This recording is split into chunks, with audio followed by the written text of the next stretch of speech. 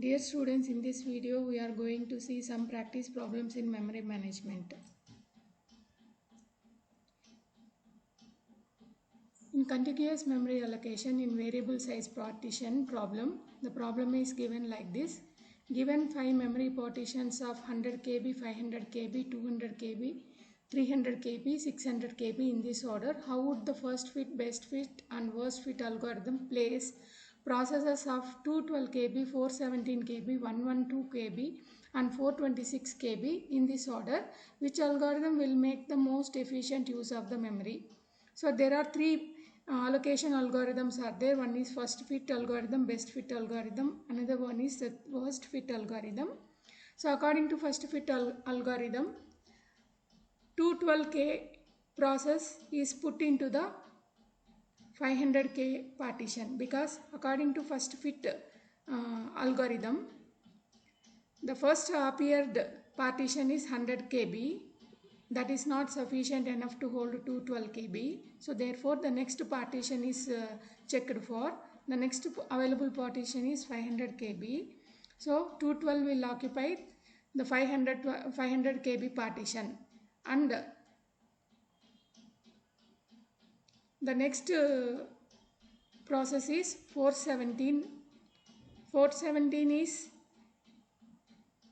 accommodated in 600 KB partition, and a whole of 183 is created in 600 KB. And in case of 500 KB partition, after accommodating 212 KB process, a whole of 288 KB partition is created.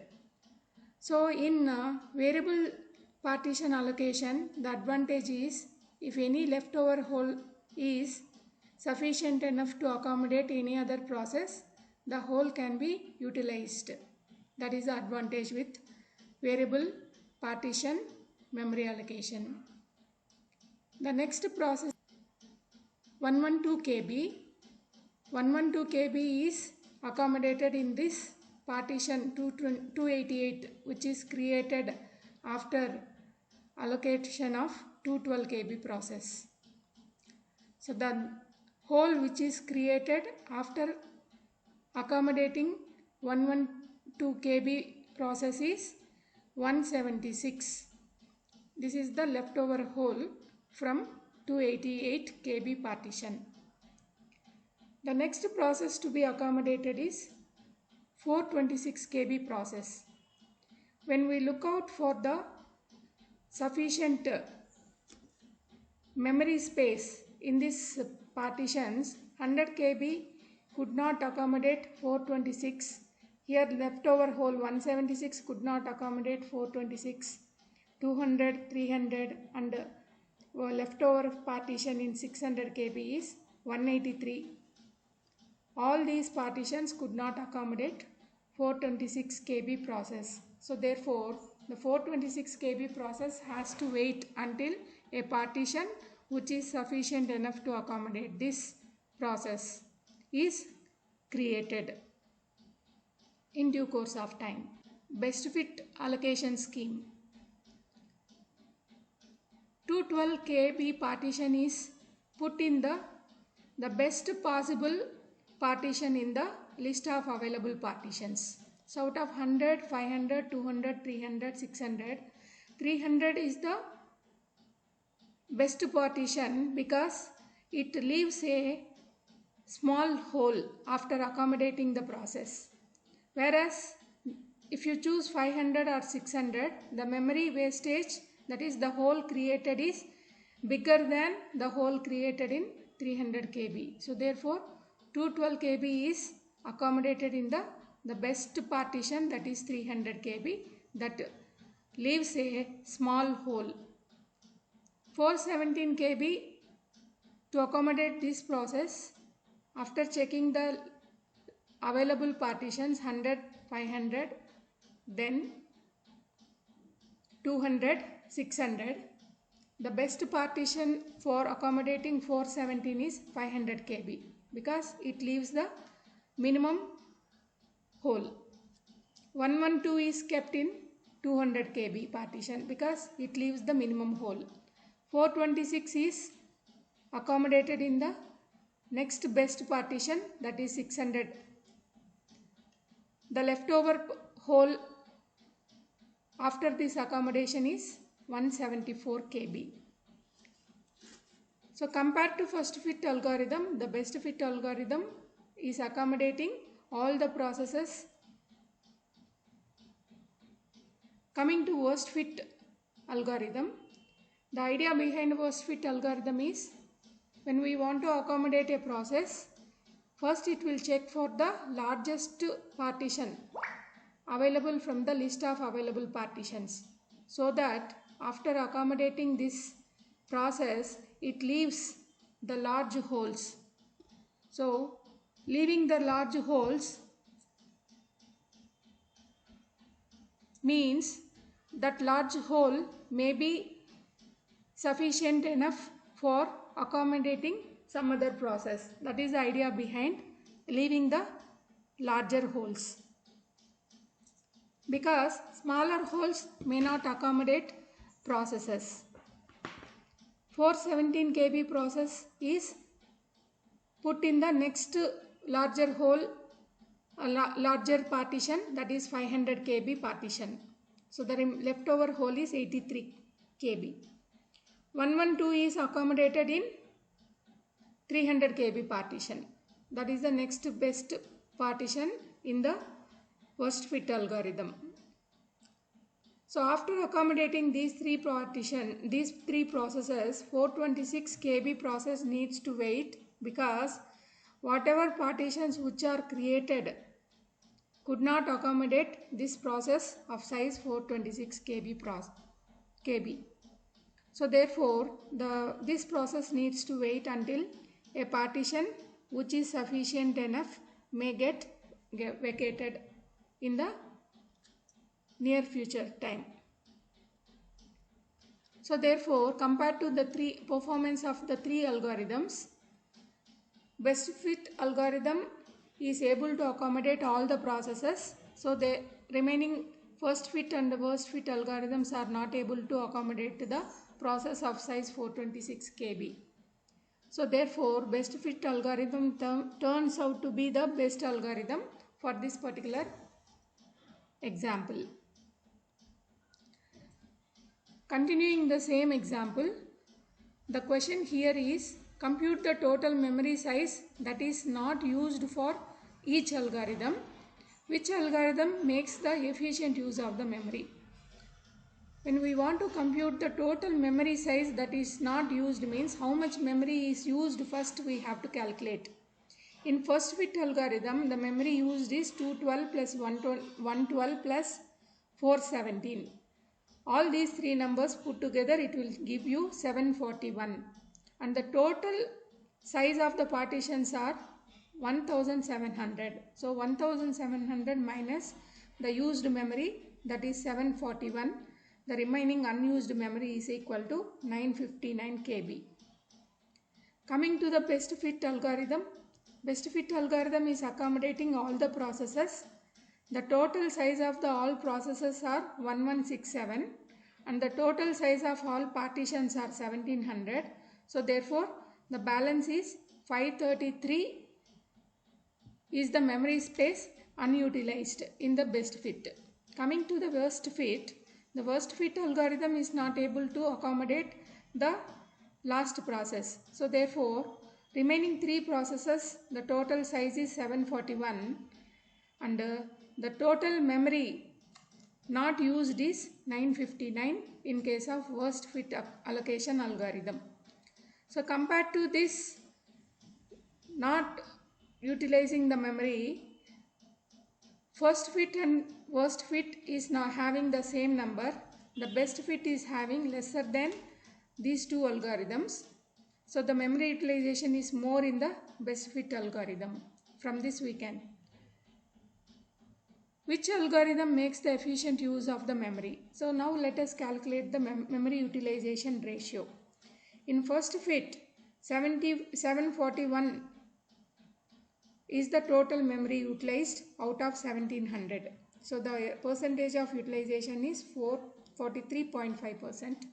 In best fit it is 1167 by 1700, 68.6%. Worst fit it is 741 by 1700, that is 43.5% is the memory utilization ratio for all the three algorithms. So from this we can conclude that the best fit algorithm is having the most efficient use of the memory.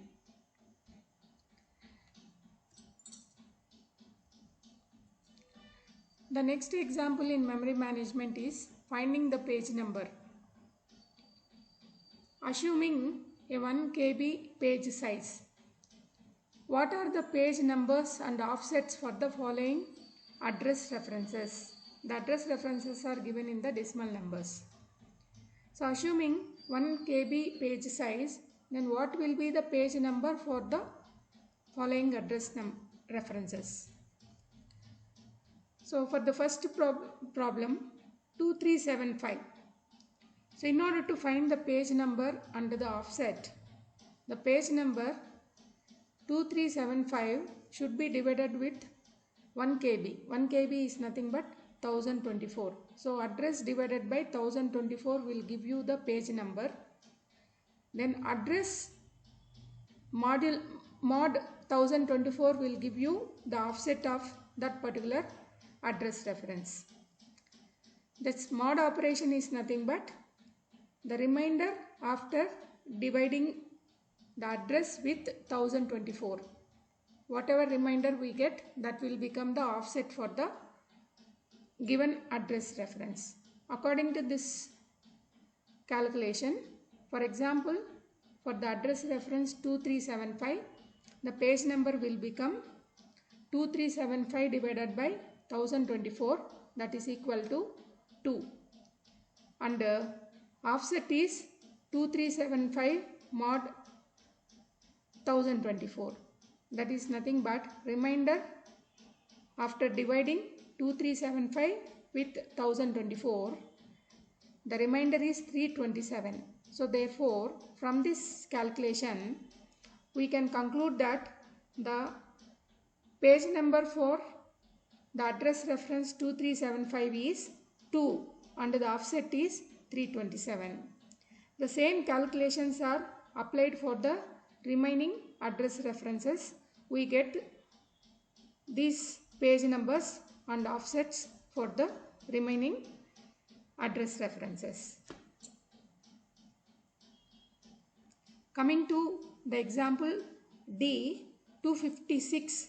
When you divide 256 by 1024, we get 0 point something. We have to take the integer division. The page number 0 will be the address for 256 address reference, and the offset for this is 256 mod 1024. The remainder after dividing 256 with the 1024 is the offset, that is 256 is the offset for this particular example 256.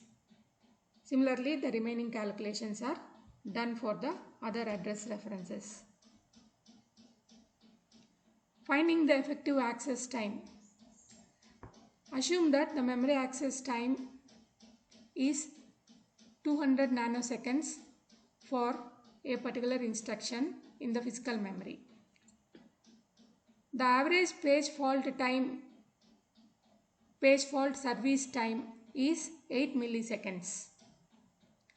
Then the formula to compute the effective access time is 1 minus P. P is nothing but page fault rate. 1 minus P into the effective access time. 1 minus P refers when there are, what is the ratio of page hit multiplied by memory access time plus page fault ratio multiplied by memory access time. Here they have directly given the page fault service time as 8 milliseconds when there is a page fault. So therefore directly we can take 8 milliseconds when there is a page fault. When there is no page fault, the memory access time given is 200 milliseconds. So in this formula, if you substitute the page fault ratio, we can calculate the effective access time. Considering a page fault ratio of 1 out of 1000 page references, that is the ratio 1 by 1000 is equal to 0.001, that is the page fault ratio. So when 0.001 is the page fault ratio, 1 minus 0.001 is the page hit ratio. So page hit ratio multiplied by 200 nanoseconds plus page fault ratio multiplied by page fault service time, that is 80 lakh nanoseconds. This will give you a total of 8199.8 nanoseconds effective access time for this particular example. This is approximately 8.2 microseconds.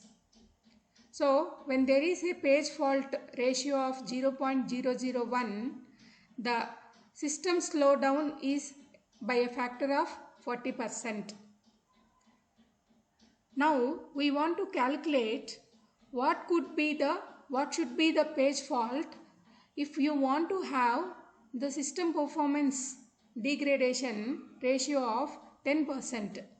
That means if the system performance degradation is 10%, that is the output, then what should be the page fault ratio? So here, in order to get 10% degradation, effective access time degradation of 10%, the given effective access time is 200 nanoseconds, and when you want to get 10% degradation, so 10% of 200 is 20, 200 plus 20 is equal to 220 nanoseconds should be the effective access time. To get this effective access time, what should be the page fault ratio? That is what we have to calculate. So we substitute this formula in this value in the effective access time formula. So 220 is greater than, why this greater than is given here? It is at least 220. We need to get at least 220. So therefore 220 is greater than 1 minus p into memory access time plus 80 lakh nanoseconds multiplied by page fault ratio. Here we need to calculate what should be the p value to get the effective access of a minimum 220 nanoseconds. That is the finding we need to do in this calculation. So after expanding this substitution, we get 220 greater than 200 minus 200 p plus 80 lakh p. So this is nothing but 220 greater than 200 plus 79 lakhs 99,800 p.